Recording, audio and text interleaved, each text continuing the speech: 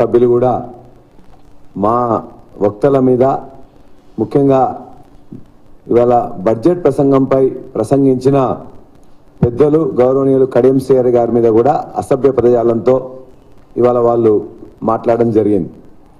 ముఖ్యమంత్రి గారు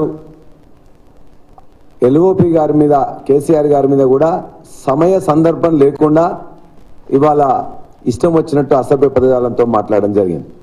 మేము దాన్ని వారు మాట్లాడుతున్నప్పుడే నిరసించాం. ఇవాళ శ్రీహరి గారు మాట్లాడుతున్నప్పుడు సభలో ముఖ్యమంత్రి గారు కానీ ఎల్ఏ మినిస్టర్ కానీ లేకపోతే ఫైనాన్స్ మినిస్టర్ కానీ మాట్లాడాలి. అసలు వాళ్ళు ఎవరు లేరు. ఉన్న వాళ్ళు ఎవరు కూడా మాట్లాడడానికి ఏదో మాట్లాడుతుంటారు, తిట్టే ప్రయత్నం చేస్తుంటారు. ఒక సభ్యుడు మాట్లాడుతుంటే 20 సార్లు మైక్ కట్టు.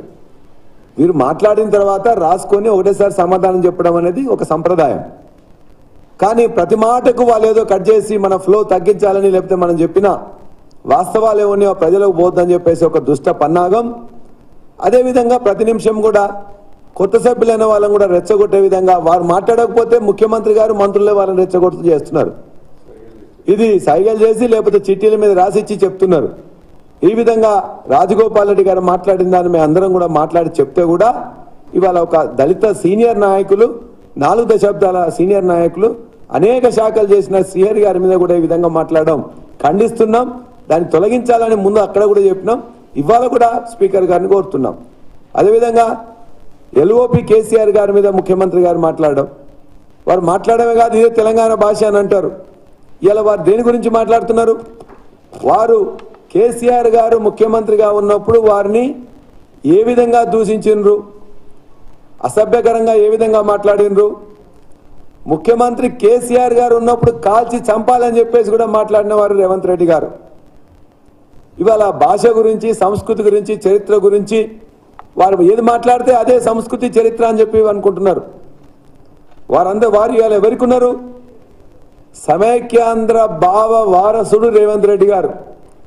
చంద్రబాబు అండ్ కో కంపెనీ ఏదైతే ఉన్నదో వాళ్ళు ఇలా రేవంత్ రెడ్డిని అడ్డుపెట్టుకొని ఇక్కడ తెలంగాణ ఆనవాళ్ళు చేర్పేయడానికి, తెలంగాణ అస్తిత్వాన్ని చెడగొట్టడానికి, తెలంగాణ రాజముద్రను, తెలంగాణ తల్లి, తెలంగాణ బోర్డులు అన్నింటినీ చేర్పేయడానికి అని చెప్పి చంద్రబాబు అండ్ కో చెప్పిన విధంగా రేవంత్ రెడ్డి గారు నడుచుకుంటున్నారు. వారు చెప్పినట్టు అదే భాష మాట్లాడుతున్నారు. ప్రజలు గమనిస్తూ ఉన్నారు. ఇవాళ శాసనసభలో మేము మాట్లాడిన తర్వాత ఏమన్నా అభ్యంతరకరంగా ఉంటే వాళ్ళు తొలగించవచ్చు. అసలు మాకు అవకాశమే ఇవ్వరు. 39 మంది సభ్యులుంటే మాకు 30 నిమిషాలంట. ఒక్క సభ్యుడున్న సిపిఐ గారికి 1 అవర్, 7 సభ్యులున్న ఎంఐఎంకి 1.5 అవర్. అంటే ఎంత దుర్మార్గంగా వాళ్ళు చేస్తున్నారంటే మాట్లాడనీయడానికి అర్ధగంట ఇస్తా అని చెప్పేసి అందులో 10-15 కట్లు లేకపోతే 10 మంది మంత్రులు సభ్యులు మాట్లాడుతుంటారు.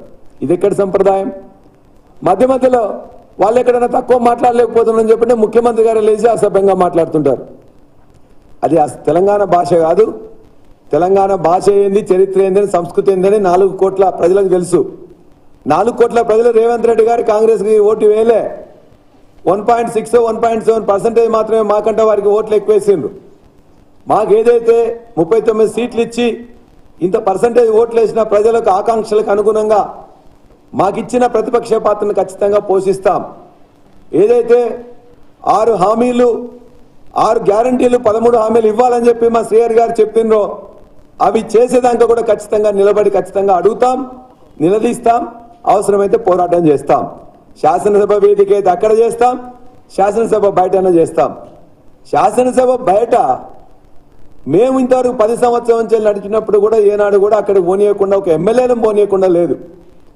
శాసనసభ ప్రతిపక్ష నాయకునికి ఇచ్చిన రూమ్ ఇలా అసెంబ్లీ, ఉమ్మడి అసెంబ్లీ ఉన్నప్పటి నుంచి, తెలంగాణ అసెంబ్లీ ఉన్నప్పటి నుంచి కూడా వాళ్ళు 5 ఉన్నా కూడా అదే ఇచ్చినాం. అర్ధరాత్రి దానికి మూసేసి గొడగట్టేసి కలరేసి పడేసింది. ఏంటంటే మీకు ఇస్తామన్నాం కదా అని చెప్పేసి మాకు ఇచ్చినాం అనేది ఇప్పటిదానికి ఇవ్వలే.